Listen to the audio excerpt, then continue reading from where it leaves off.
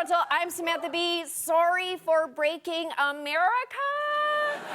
Listen, I wanted to introduce you to some exciting new additions to our show. These are our new mandatory censors who will be with us from now on.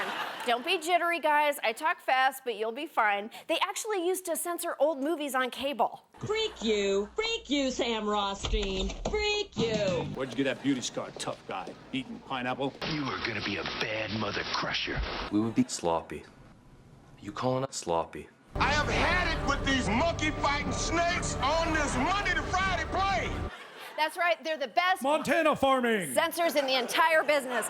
Unfortunately, this is what we have to do from now on. I know, it's some pretty fun-loving stuff. But thankfully, I don't think we'll be having this controversy ever again, so... Escargot. What? I'm not swearing. I'm just trying to say... Kids go slow. Okay, we're working out the kinks.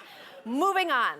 Last week on the show, I talked about how Trump has expanded Obama's terrible immigration policies and is now ripping all migrant kids apart from their families at the border. Now, since none of you saw more than 4 letters of that show, here is an update.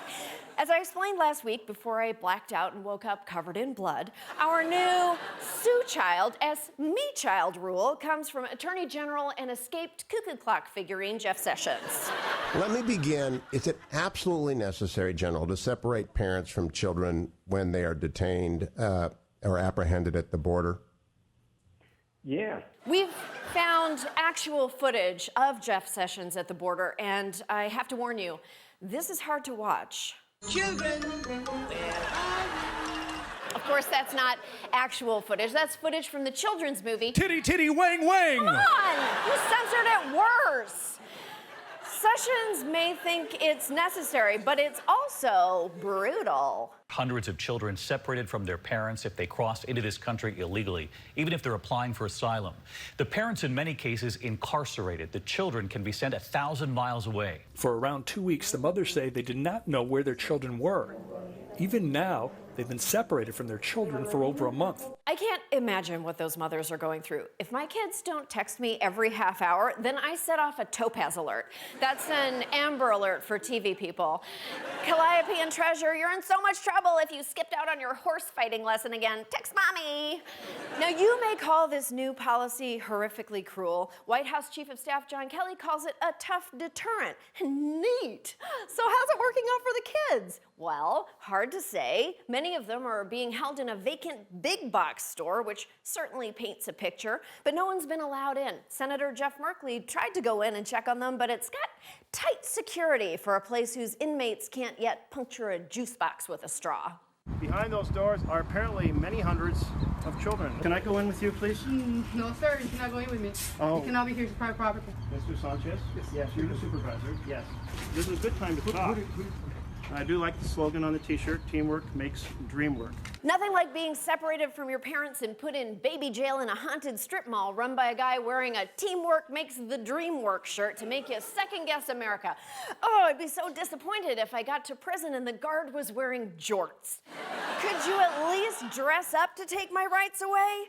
Though it's still not as upsetting as Senator Merkley's, I went to investigate a child detention facility and all I got was this lousy t-shirt shirt. Why did he put it on?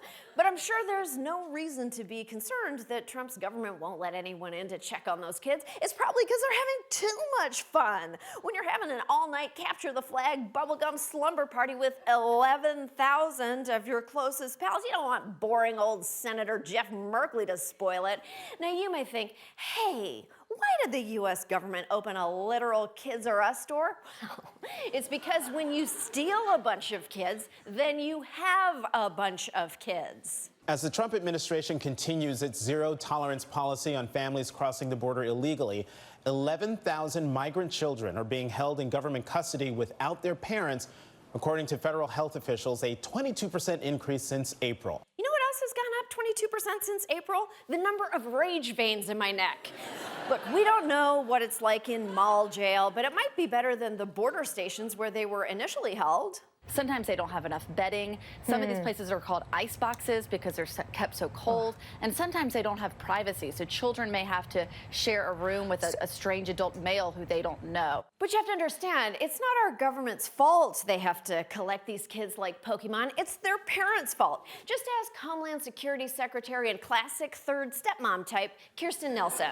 They think illegal aliens should get different, perhaps better treatment than U.S. citizens because they happen to be illegal aliens. No jail if they have a family, no critical consequences if they have children.